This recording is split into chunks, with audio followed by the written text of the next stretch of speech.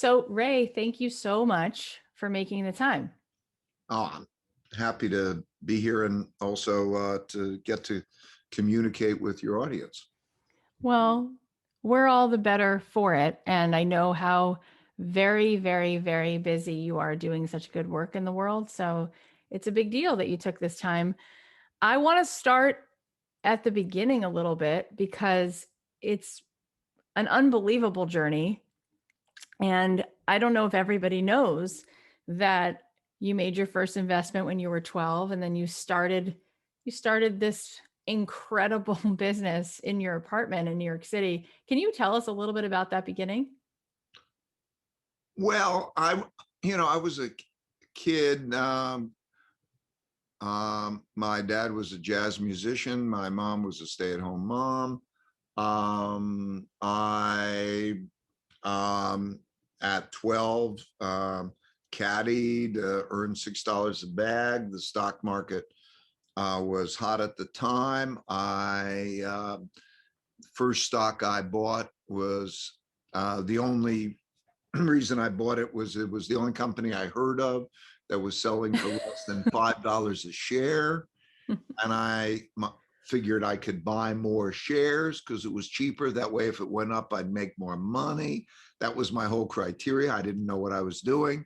It was a company that was about to go bankrupt, but some other company acquired it. I tripled my money. And I said, I like this, and that this game is easy. I learned it's not easy, but I got hooked on the markets when everybody was hooked on the markets. So that's what I started. And then I played that game, probably like a lot of people on Robinhood and so on. I played that game through high school, and into college. And then I got out of college. I clerked on the floor of the New York Stock Exchange in the summer.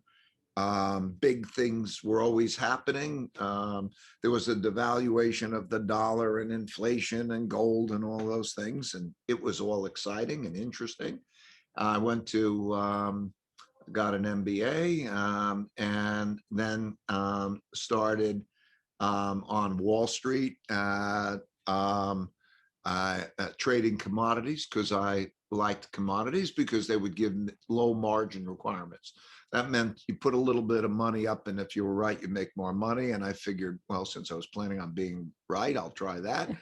And I did that. And then they hired me as director of commodities at this brokerage house right out of school.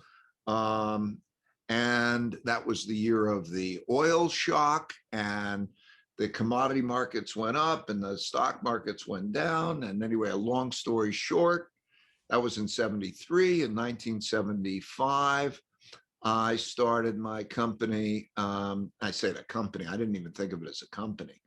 I went on my own. I had a 2-bedroom apartment. A guy I went to school with was in the first 1 bedroom. He moved out, and with a guy I played rugby with, and somebody else who was kind of assistant,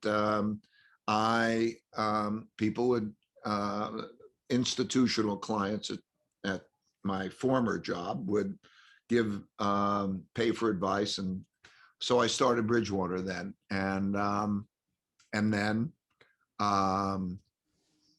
the dream began. And then I had a big mistake in the markets, a big crash. I thought this was in 1981 and 2. 1980, I'd calculated that American banks had lent much more money to foreign countries than the countries could pay back, and that a big economic crisis was going to come. Very controversial point of view. Mexico defaulted in August 1982. Everybody thought I was a genius. They asked me to testify down in Congress. I was on Wall Oh Street my Week, God. which was the show at the time, and I was expecting an economic collapse. I couldn't have been more wrong. That was the exact bottom in the stock market. I lost money for me. I lost money for the clients. I lost the clients. I had to let everybody go. I had to borrow $4,000 from my dad because to help to pay for my family bills. Very, very painful. And it was one of the best things that ever happened in my life because it gave me the fear of being wrong. It gave me the humility that I needed, the open-mindedness to then be successful. It changed everything. Long story short, I knew that I needed to, that fear of being wrong, but not wanting to give up the upside meant that I would behave differently. Like I'd have the smartest people who disagreed with me. I wanted to know what they thought and stress test my ideas. And I learned how to diversify in a way that wouldn't reduce my upside, but would reduce my downside. And that was then the beginning of this also tremendous journey of bringing in people, to build an organization that's an institution. It's the largest hedge fund in the world, and it has 1,500 people or so, and manages about $150 billion, and a fabulous group. And so it developed a culture. And one sentence, the culture is an idea meritocracy. By that I mean the best idea wins out regardless of wherever it comes from. So an idea meritocracy in which the goals are meaningful work and meaningful relationships. By meaningful work, I mean you're on a mission to do something great, to make it fabulous. And then you have these meaningful relationships who are you care about each other's lives and you're in it together. So an idea meritocracy with the goals being meaningful work and meaningful relationships through radical truthfulness and radical transparency. We did that, and that has made us successful. We have this culture in which culture's destiny. So when you have that culture, how do you operate where everybody is extremely capable and then bound together on that mission? And so that was our magic. And have been able to bring that along. And I'm so glad to be able to transition it. Started all 46 years ago, and it then got transitioned so that it goes on beyond me. And I watch the beauty of these wonderful people performing excellently in that culture. So that's kind of my long-winded explanation of that dimension of my journey. And so I'm 71 years old now. And along the way, I learned principled thinking. I should explain what I mean by that. I'm probably being a little too long-winded, but I learned this way of reflecting, writing down principles, way to deal with things, debating those with others, and settling on those principles.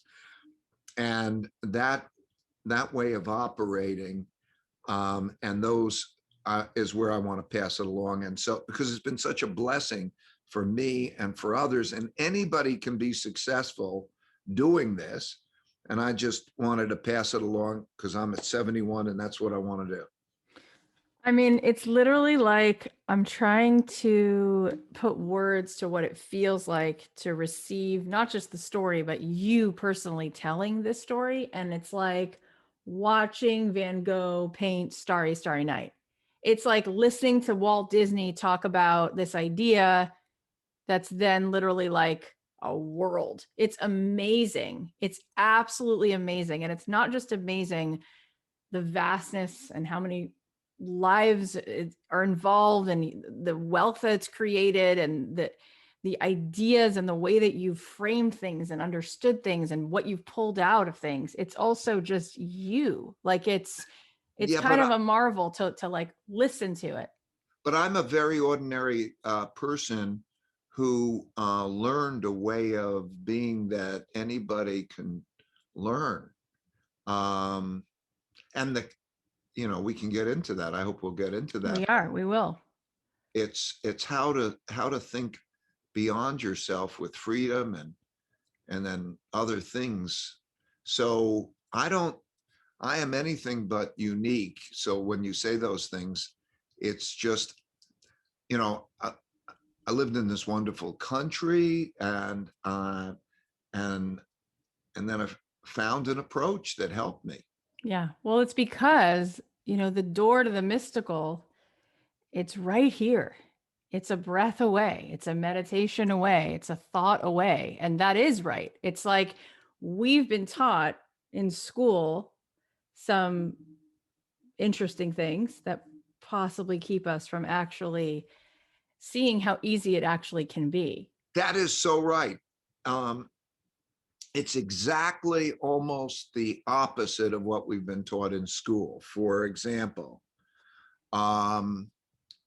like school teaches you not to make mistakes, to be embarrassed about mistakes, to be embarrassed about weaknesses.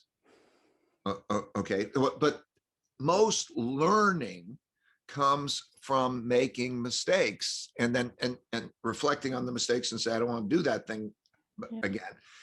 Success is achieved by knowing one's weakness to be able to get around those weaknesses in the right way. But school and egos stand in the way of that.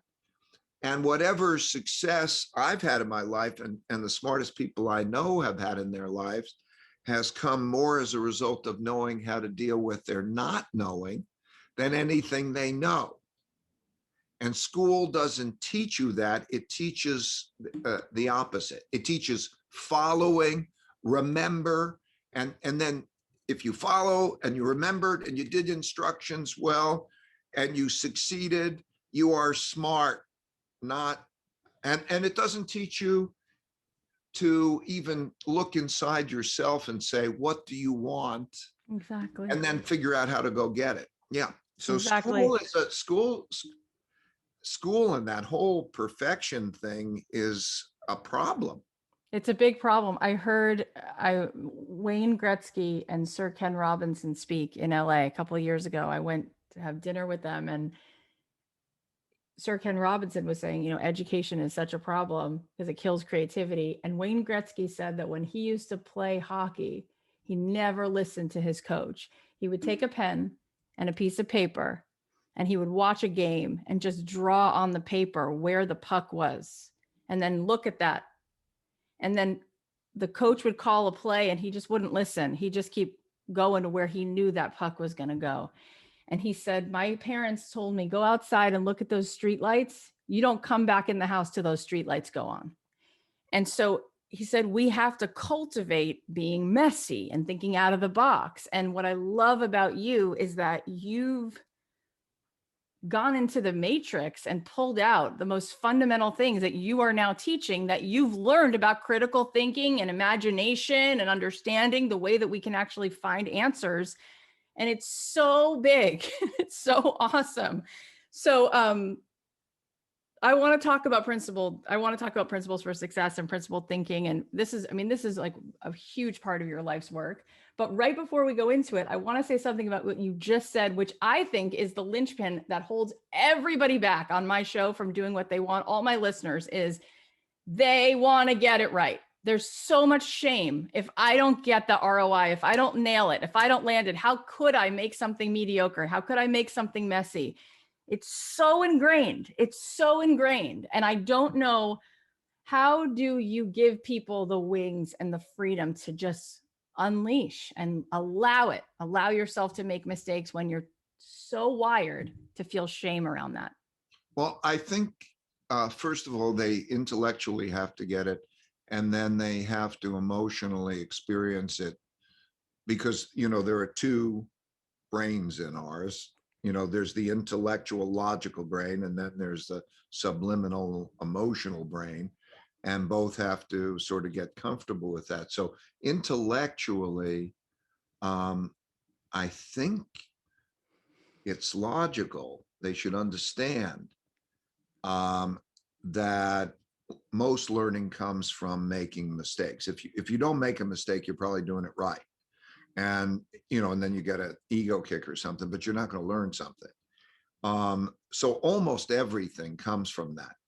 And so to make that acceptable mistake and learn, and to have a real curiosity through experimentation and from taking in from others is part of the process, and reflecting on it, like you were describing Gretzky.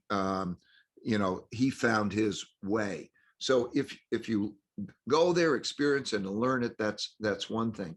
And then to be in an environment that allows that and encourages it. You have to be around the right people who will do that. If you have some boss who wants you to follow instructions and doesn't give you necessarily the ability to find your own way or question, you're probably not going to be in a good environment. And then realize you really don't have much to lose. What are you going to lose? Yeah. Are you not going to have food to eat? Are you not going to have a good warm bed to sleep in? Are the people who used to love you not going to love you? In other words, and then know that that's how successful people have become successful. So you play with it, adapt with it, and also realize, like, also know what are your main weaknesses. Like I suggest, I call it the one big thing. What is the one big thing, your one big thing, that has stood in the way or has been your real blocker, about that, and try to know what that is. And then also know yourself, take, like, for example, one could take personality profile tests, know themselves through, we could talk about those if you want, but We're going to talk about those. Yeah. yeah. I took your test. It was amazing. Let's talk about principles. Let's talk about your book, and let's talk about what was at the heart of what you wanted people to walk away with from that book. Well, those principles, I didn't write a book. I didn't set out to write a book. I, over the prior 25 years, what I found is that whenever I would encounter something, particularly a painful experience, I have an expression: pain plus reflection equals progress. And so, and I also wanted to be very clear with everybody that I worked with, what was the principle I was using to make decisions. So every time I would be there, I'd write down a principle, I'd put it out, we'd talk about it, and so on. And I accumulated that over those years. And then that was the year that I was stepping out as CEO, and I wanted to pass that along. So that was the collection of that. And what I wanted to do in passing those along was, first, let people understand what principled thinking is. It's a different way of thinking, so that you have your own principles and you think in that principled way for yourself, not follow. And then you could take the principles that worked well for me, and you could you look at them. So that's why I put out the book. And yeah, I was really pleasantly surprised. Over 3 million books in 34 countries, and people would write me real thank you notes, because it made a difference. And so anyway, that's why I did it. Let's talk about radical truth and radical transparency. Why are those such cornerstones for you? What does it even mean? How do you explain it? Well, reality. To me, truth means reality. How do things literally work? And truth also means trust. And so, if we can say, let's be really totally clear, knowing that I don't know what reality is, you don't know what reality is, but if we have a relationship and I think this, I should be able to think that in an unfiltered put my honest thoughts on the table. You should be able to put your honest thoughts on the table, and we should be able to look at those and find a mechanism to try to find out what's true, not just between us, but maybe we say, okay, who would be a good judge? Like if there's a disagreement, I always sort of have a rule: mutually agree on a person that you think is smart and caring that will help you through your mutual disagreement. But to be able to do that, because there are so many scenarios and so many confusions that exist because people don't, you don't know what really the person is really thinking. And so that's dysfunctional and it undermines trust. So that's what I mean by radical truthfulness. And then there are these realities that we wish were not true that we have to totally embrace, like weaknesses and mistakes. And if you could do that and you really know what's true, that's radical truthfulness, then you can deal with what's true. But if you don't know what's true, you can't effectively deal with it. So that's radical truthfulness. Radical transparency means you could see things for yourself, you know, rather than have somebody characterize it. You know, when you listen to a story, two people in an argument and they describe what happens, they have two totally different stories. Sure. If instead anybody can actually listen to what happened. So I found that by recording everybody, so everybody could listen to things directly, they're not going to get the spin. So that, you know, that's the reality. So if you see reality and you can talk about reality in a truthful way, you build effectiveness and you build trust. It's been great. It's incredible and it's so refreshing. It it reminds me that you also, as far as I know, have a meditation practice.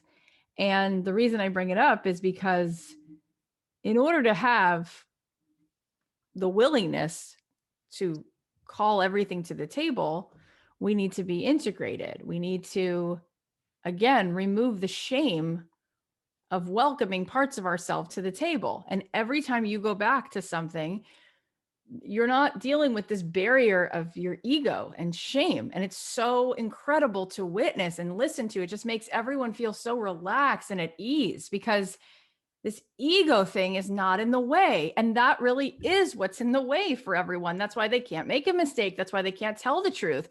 So please let me hear you talk about how you've come to this point and how we can help other people come to this place with this ego so it doesn't rob us of having this kind of relief. Well, I think two things brought me to the place. Meditation is right. And so 1968, 69. So I guess that was 52 or 3 years ago. I learned how to meditate because the Beatles did it. And anyway, I learned how to meditate. And meditation is fabulous. You know, the two things I'd recommend to people, if I can give them anything, it would be to give them an understanding and an ability to do principled thinking and meditation. And I'll explain meditation. Meditation is a process where I do transcendental meditation. There's a repeating of a mantra, which is a word that doesn't have any meaning. And it takes you away from your conscious thoughts into that mantra. Then it sort of disappears and you go into your subconscious mind. It's peaceful, but also, you know, you have your conscious logical mind, and then there inside you, there's also this subconscious and unconscious mind. And by bringing it together, it opens the flow between those two. And from your subconscious mind, there's a lot, that's where intuitions come from. That's where imagination comes from.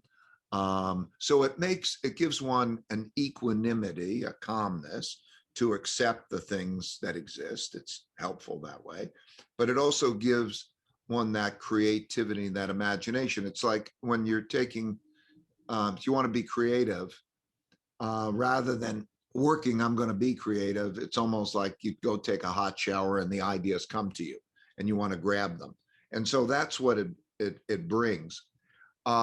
Then, so that played a role. And then my encountering the challenges of life led me to, pain plus reflection equals progress, that kind of thing. But also how I wanted to be with people, like, and how I want them to be with me. Like we'd have to be radically truthful. Like if you can't be radically truthful with me, I can't be radically truthful with you, we're going to have a problem. So all of those things sort of led me to this way of being, which then is self-rewarding. If you do it, it works, and whatever works gives you the rewards to do it. It's so good. And I'm just sitting here, I'm amazed at how God, or the world or the universe or vibration, whatever you want to say it, how the synchronicity of life, because I meditate, and the amount of people who come through this show, including David Lynch and all who meditate, and somehow I just find it fascinating how people are It's brought into my life. It's so for those who don't, I would say it's enjoyable, it's healthy, it's intellectually empowering. It just makes for terrific results. Anybody who's stuck with it past, I'd say 6 months, doesn't stop. In the beginning, people get impatient. And they want to run off and do something, and then one starts to realize that when you get into that state and you have the ability to engineer things, it gives you so much effectiveness when you're not meditating, because you deal with everything. It's incredible. It's and great. I've learned for myself that whatever it is, I'd rather sit and listen to the river than push it, because just making space to hold what is feels so much better than running from it, pushing it. Even if it's something painful to hold, all of a sudden you feel, as you go toward it, something bigger than the pain is holding the pain, which is this feeling of centeredness, integration, equanimity. You can be with it. And in that place, it's just incredible. And it's fascinating to me, because the crowning jewel of the human is this awareness, and we don't use it. We're not taught how to use it. So instead, we're in the blizzard of the thoughts, and then hoping that that's going to get us the answer for how to manifest a career, how to manifest a relationship. There's nothing in there, right? And so just practicing being aware of what you're thinking, and then coming back to center again. Not something school teaches you to think more, not center out of the thought, right? So that's why I say just being in your energy is just such a massive gift. I can see why you've created what you created, because it's the resonance. You're so anchored in the present that it has allowed to hold so much energy for so many people. Well, I'm glad you're passing it along to your listeners. I'm glad you are. You're here and doing it. So okay, listeners, you got it. what do you think? You say that our two biggest barriers are our ego and our blind spots. So how do we overcome when they're keeping us stuck? If it's a blind spot, you don't see it. So how do you deal with that? How do you find out what it is then even? Yeah. So an ego barrier means if I don't know, I feel bad about it, I can't take it in, or to be very biased, to think that because it's in your head as an opinion that it has a merit or more merit than it is. I think the greatest tragedy of mankind, it's a big statement, Yes, definitely, is individuals who hold in their heads attachments to wrong opinions that they don't resolve. It affects all interactions, and it affects the effectiveness. And when I say it's a tragedy, an Aristotelian tragedy is that one little thing that could be so easily changed. If you change that thing, everything could be different, so much better. If one doesn't have that ego barrier and like, I know best, but can really take it in and make the decisions, then you have the best thinking you have access to. You learn so much more, you make much better decisions than if you're just confined to what's in your head. Okay, so that's practical, that open-mindedness, the ego getting past that, understanding how to be great. To be great, you have to do that. And then there's the blind spot barrier. So that's the ego barrier and why one should get around it. And then there's the blind spot barrier in that from birth and development, our the ways of thinking vary. Somebody can see something others can't see. So there's the big pictures thinker, the detailed thinker. There's people with imagination and there's people with reliability. And we needed all those things. Nature didn't create anything that wasn't needed. So all those different things are needed. But it's like listening to pitch. We can't hear what a dog hears and so on. That's just the realities of those things. And so that's what I mean by a blind spot barrier. We all will not be able to see some of those things. And then to know that, and to know that when you can listen with different people who can see those things that you can't see, then you go from seeing life in black and white to seeing it in color, or 2 dimensions to 3 dimensions. You can see those things. So if you can take in all that's available for you, you can be tremendously successful and you can learn a tremendous amount because like if you're confined to just what's in your head and how you see it, you're going to be so inferior than if you could take advantage of the best thinking around you. It's so powerful and it's so true. And it goes back to me to this idea of, I see so many people who are so defensive and they hold on so much to their narrative or whatever they think because they feel so tied and so broken that how could they can't accept that they might not be right. Like they don't allow themselves the grace to see it, that it could be bigger. And they also are trying to protect themselves, right? Like everyone's so afraid. So we're not in a state of allowing. We're in a state of protection constantly. I got to protect myself. I got to hold on to this belief, right? Why do we hold on to fear or narratives that are hurting us? We think it's protecting us in some way. When I look at you, I see somebody who's just in a great state of allowing. That's how all of this has come, right? There's an opening, right? There's a receivership, there's a gratitude, there's a beginner's mind. All of that is openness, but it means the cost is you're not going to protect yourself by holding on to things. And I just see that that's what gets in people's way.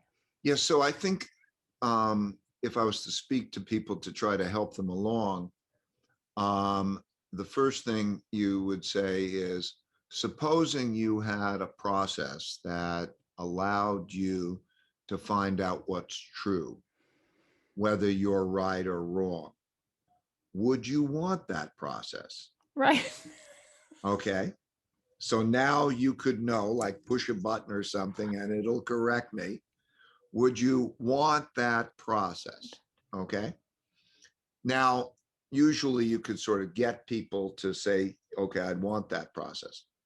Then you have to give them that process. And the way that you can give them that process, it can be very simple. It can be that maybe we say, can we mutually agree on one person or a few people who we can describe the circumstances to take it in? And there could be no excuse for not wanting to do that. And so if you give them a process and you make them want it intellectually, you're giving them a path. You have to give them a path, right? And then they have to practice. The key word there that you were getting at is acceptance. This is a key thing. Acceptance of whatever our realities are. They are our realities. And when you don't fight your realities and you accept that realities, then you can move on to say, what do I do about those realities to get what I want? And you'll find out there are many paths to get what you want once you accept those realities. So if the person can learn that open-mindedness, which anyone can learn, and they accept those realities, then they can take in all the advice that they could get from anybody on how to get to around those realities, and they don't have to keep it in their head. It's just it's a practice. The other thing that is true that people don't realize, and I got to see, I get to see the most successful people in the world in all different domains, and so on. And I will tell you that the smartest people in the world who have most skills and have the most information, their brains work great and so on, are the most open-minded, and the most are dealing with how to deal with what they don't know well. People think it's the opposite. School makes you think it's the opposite. You look at somebody, they tell you, here's how it is, and so on. But no, if you're in those conversations and you see it, like they want to be in the conversations because they want to learn, and I want to learn. And it's that. So there's no reason for the barrier. You can get around it. You can take in the best, and that power can exist if you recognize your blind spots and your ego barriers, and you enjoy learning and making better decisions. It's available for everybody.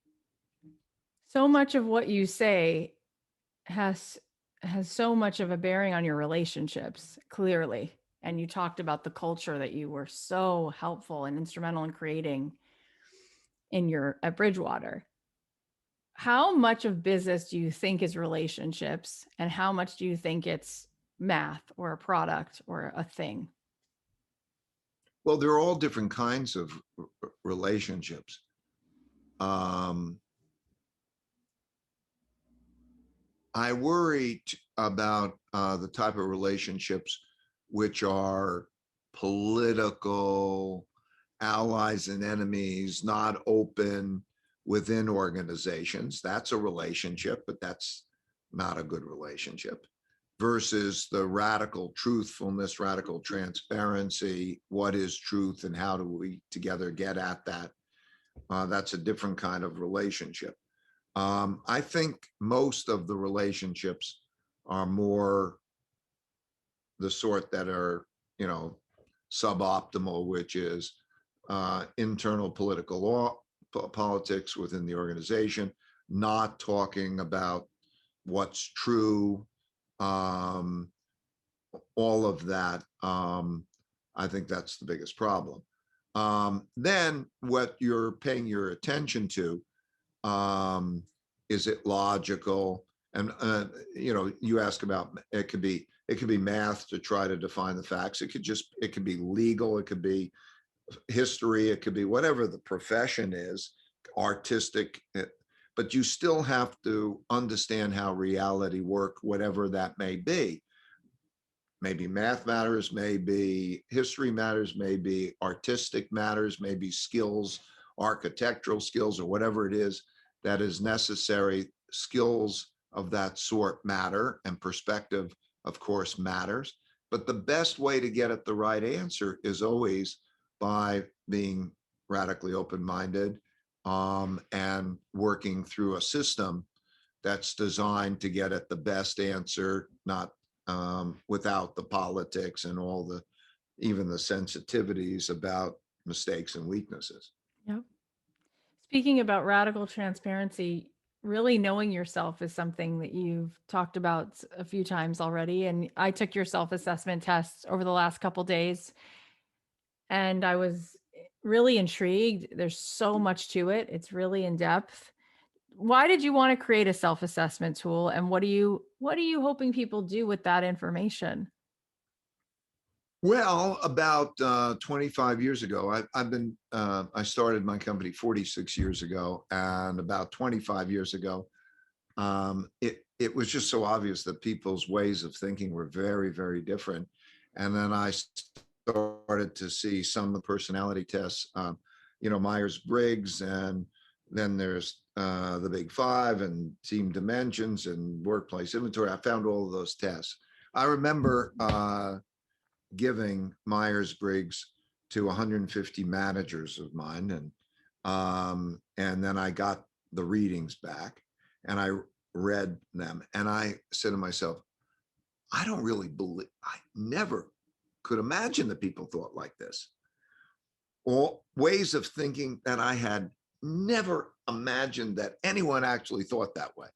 And I asked them to rate the test, how well it described them. And 85% of them rated it a 4 or a 5 on a scale of 1 to 5. It was really them. And it was a breakthrough because we started to understand how the minds work differently and the values were different as it pertains to that. And that changed how everybody interacted with each other because they understood, oh, you're that type, I'm this type, this is how it works and how you work together. Where before it used to drive people crazy Yeah, because, like the big picture thinker would speaking to the person who pays attention to the details, would say, you keep getting tripped up on that, we'll get over it, and so on. And that other person would say, you have your head in the cloud, you don't even know where you're going and you're disorganized. And so there are these different ways of being where the knowledge that people think differently and then realization that how they think in understanding the relationships between different things, where they are on that continuum of this and that, was invaluable. It made us be able to put together teams better. It helped personal development and so on. So over those years, I've used a number of those tests. And then a couple of years ago, I wanted to get them all into one great test, and operating my way, our way, and the getting at certain things. And so I brought in 3 great psychometricians to work with me to develop this test, which we call Principles U, and that's a test you took, and it takes 40 minutes or so, typically, or something around that. It's fun to take, and it describes people, like everybody says, wow, that describes me in detail in multi ways. And then we have them give it to other people who then it defines their relationship. Like if you want to give it to somebody you have a relationship with, we have it programmed so it understands you, it understands them, and it tells you the issues in your relationship. that's Uh, amazing. and we're going to give it away for free. It's going to be available in a couple of months, so anybody can do it. So that they can. I'm going to do it, give it away free, so that people can make that self discovery because it's so valuable. What was your experience? Oh my God. Well, it's totally me. I took screenshots of my answers because I was amazed. Not even because I thought I was going to share it with you. I didn't even know you'd ask me, but I was just kind of amazed at it. Um, I'm 99% creative and 1% analytical. And I'm married to an attorney who is all about the details. And boy, is that hard. My By the way, attention. did you give him the test? No, but now that you just told Oh, me, oh, oh yeah, this will be great because I'm it'll freaking out. give him the same profile, and then it'll tell you about your relationship. It's amazing. Like I'm 2% attention to detail and 99% conceptual. I'm 99% extroverted. So I'm reading through this and I'm just like, oh my gosh. And so of course, I don't know. I think most people are like this. I'm for sure like this. I'm like, yeah, this is why I'm successful. I'm creative. I'm extroverted. I'm a doer. I'm thinking about my husband. I'm like, he overthinks things. He's this, he's that. I was going to ask you. I kind of am laughing because I think that's a little silly that I think that way. But I'm also laughing because I was going to ask you, which one have you seen makes a more successful person? Someone No, who but needs, don't, that's the thing that is the thing that's so amazing. It always is dependent at what you're doing and that type of success.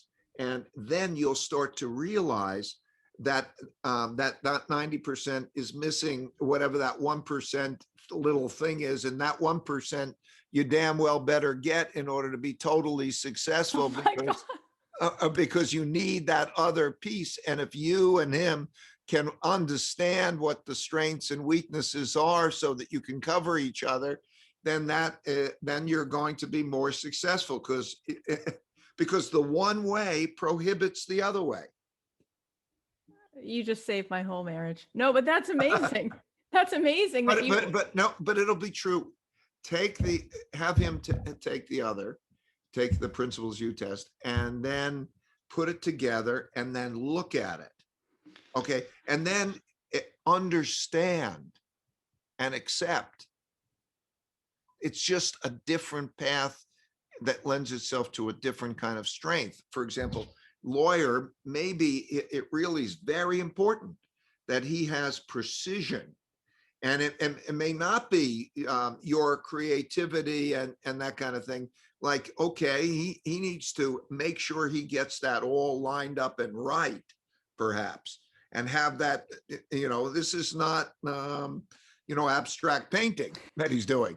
So it may be, and so you have to understand those things. Then when you start to understand it, you could say, can you take that? I'll take this, right?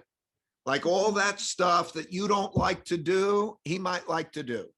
And all the stuff that you might be great at, he may not be his thing. And so when you start to figure that out, and so we're also making it that if every person in a group takes it who works together, it can define how they work together. that's incredible. So I've actually this is really cool. I think I've been wrong about this because I've talked to so many successful people on this show and they often say things like to be successful you need to have an action taking bias, right? You can't have all the information, you got to go for it, and that has come up a lot, and that's in like there's like a Colby assessment, a DISC assessment, do you take the action, do you not? So I've sort of walked around a little bit on my high horse thinking like, if you need all the information to make a decision, you're not going to be successful. I'm But curious. no, but that's true. So that But is true? Okay. yeah, but yes, in other words, like I wrote in my book Principles, I'm an imperfectionist. And what happens is there's a marginal amount of information that you need. And then beyond that, it's not worth the time. And you don't need it. You Exactly. have to know where it is.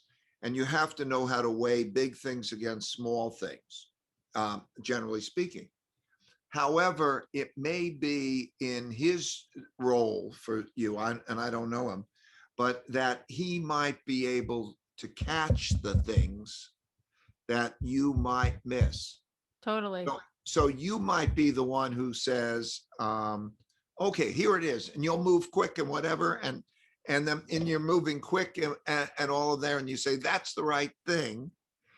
It may be really good to have okay, but what about this? What about this? Let's pause and reflect on that. Okay. And then if you do that right, like you slow down a little bit and he speeds up a little bit, and then you can, get to a better result, because also impulsiveness can be very costly. Oh my God. Yeah. When you said that about 20 minutes ago, there's like a thing that we all know. It's in our blind spot. That's our thing. We got to know. I'm like impulsive because I'm such a quick, just like a quick start. This is just unbelievably beneficial. Wow. When is this going to be out? You said a couple months from now, people can use it. Yeah, it'll be a couple of months, or maybe a little bit before, a couple of months, I think. Well, since we're rounding things out here, and something else that's happening in a few months is you wrote another book. I don't know. You're so prolific. You just keep creating things and doing things. It's amazing. It really is. The Changing World Order: Why Nations Succeed and Fail. What? Why are you fascinated by looking at the history of other nations and our nation, economics, politics, seeing things differently? What can we learn from this? I'm not an academic. I'm a very practical guy. I'm a global macro investor, have been for over 50 years. But I also understand that things have happened that are happening to us today that haven't happened in our lifetimes before, but happened many times in history before. And I've learned this over a period of time. There are three big things that are going on now that will shape us, will shape our futures. Big. The first is financial. The creation, zero interest rates or near zero interest rates, the creation of a lot of debt and the printing of money happened. Last time that happened, 1933. There's a mechanics to it, but it means, what is the value of money? Where does it come from? That issue. That's one. Number two is the gaps in wealth, values, and politics are the largest since the 1930s, or in some cases back to politics.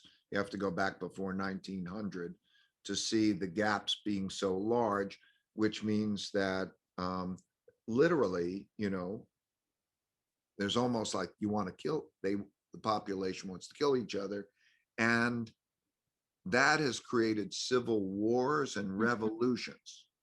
When you have a combination of a financial problem, which we have financial problems, and you have a combination of wealth gaps, values gaps, and political gaps, that's a big deal. And the third is when there's a rise of a great power to challenging an existing great power, the rise of China. We've lived in an American empire since 1945. 1945 was the New World Order. At the end of World War II, we built an American world order.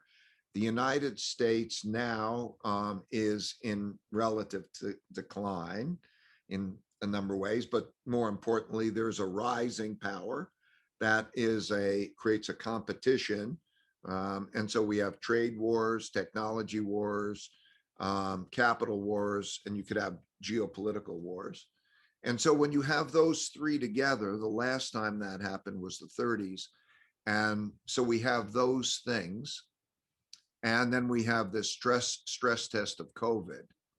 So I needed to understand, for my practical reasons, for making decisions, where are we headed? Where are we headed financially? Where are we headed politically? Where are we headed socially? Where are we headed in our place in the world? And so I made a point of studying the rises and declines over the last 500 years. I studied the rise and decline of the Dutch Empire, the British Empire, the American Empire. Went back and did that. And so it was a study that I did for my and Bridgewater's usage. And then I decided that it needed to be shared. So I put it on, as I wrote these, but it's on LinkedIn. So anybody can, as I write chapters, I just put it up on LinkedIn, and then it'll be completed and put into a book. But it deals with the most important issues of our time. And all of this has happened before for the same reasons. Like when there's a boom, there's, with that boom, there's the creation of a lot of debt and financial assets. It's not shared equally. There's big differences. Then you have an economic problem, and then there's a lot of fighting, and then changes in values, and democracies become challenged. And internationally, there are those challenges. So what are you can at this moment at least, what are you thinking is going to be happening over the next 5, 10 years? Well, I think you can see, I think you can see the wealth gap, and I think you see the political gap. Oh my God.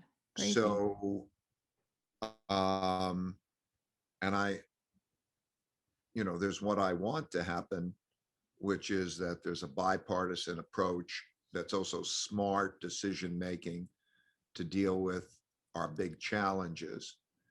But I don't think that's going to happen. I think there are irreconcilable differences, Yeah. and there are big financial problems, um, and which are being dealt with creating a lot of debt and printing of money, which in one way needs to happen. There needs to be some redistribution or stimulation, like with COVID. You can't, the disparities that are existing from education or circumstances are very large, and at the same time there are costs to that. Can cost the United States its reserve currency status, which makes a lot of difference. It's buying power in the world. And so I think we're now new president, making attempts to make it bipartisan. It won't, but realistically, both parties um, have greater extremism at both parties, and the amount that's moderate that will work together in a skillful way is limited. And so I think there'll be over the time frame that you're dealing with, you'll have midterm elections. I think we're in the honeymoon period now. I think there'll be greater polarity of states. You're going to see movement of people from one state to another. While taxes are part of that, differences in values that are being reflected in those Yep. states' policies Yep. are contributing to that kind of movement. So I think you're going to see more state, you'll see more tension between these two groups and also states and central government. Um, I worry about the world geopolitical situation. And then you'll have 4 years later, and then you'll have a new presidential election. I suspect it's going to be maybe even more extreme. So Wow, it's so I think it's kind of, fascinating. I think it's everybody, everybody has an opinion that they're fighting for. I have a principle, which is when the causes that you're fighting for are more important to you than the system for resolving disputes, the system is in jeopardy. And I think that that's where we are. That was one of the most powerful, enlightening, important things that's ever been said on the show.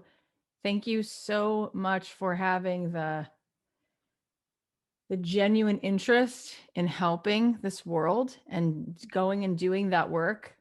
Boy, would I love for you to have the ear of the people in charge. It makes so much sense, so much just logical sense, everything you just said, and it is terrifying.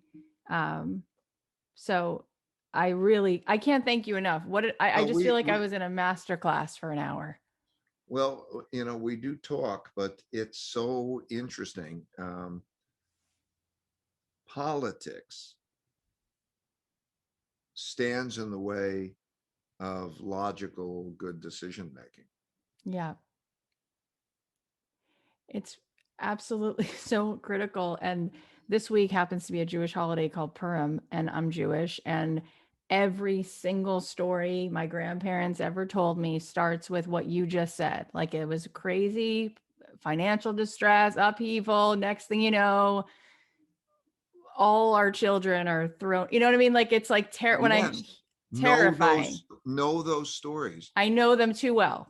And if well, I have another principle, which is if you worry, you don't have to worry. And if you don't worry, you need to worry. And what I mean by that is if you don't worry, you won't take care of what needs to take care of. I So get it. if you worry and you take care of it, if we worry about what you know, which is a justifiable worry, you have justifiable worries. And if others shared those justifiable worries, then you will know that that won't take place because Exactly. that's the last thing in the world that can happen. Yep. And I get so much of what you're saying because I do get that. And I'm looking at the world that way all the time. And that's why there's been such a mass exodus from so many states. And we left California for lots of reasons. But I think everything you just said is gold. And I mean, you don't need me to compliment you. I'm not complimenting you No, because I need to. I appreciate it. Thank you. I hope it's of help to people. It's so helpful. It's so important. That book comes out in May. Ray, thank you for being just a good person. Thank you for being such a good person, such a smart person, and such a kind person, and so, so generous. You are Well, so generous. Thank you for all of thank you, this. Kathy. You're doing what you do for the same reasons. And so I'm glad we could do it together. I love Thank you. every minute of this. Tell us where we can find you and where we can find the book and the new book and the new everything, the tool that's coming. Where can we go to just be a part of your world more? You can go on LinkedIn and you'll see me there, or you can go to principles.com and it's got the whole pile. Thank you. And thank you to your whole team for making this happen. Principles.com. We'll put all the links in the show notes. This is going to be fantastic. And I would just love it if somehow personally our paths cross again, because you're one in a zillion. I look forward to it too. Thank you. Thank you. Thank you. Great. Thank you, everybody.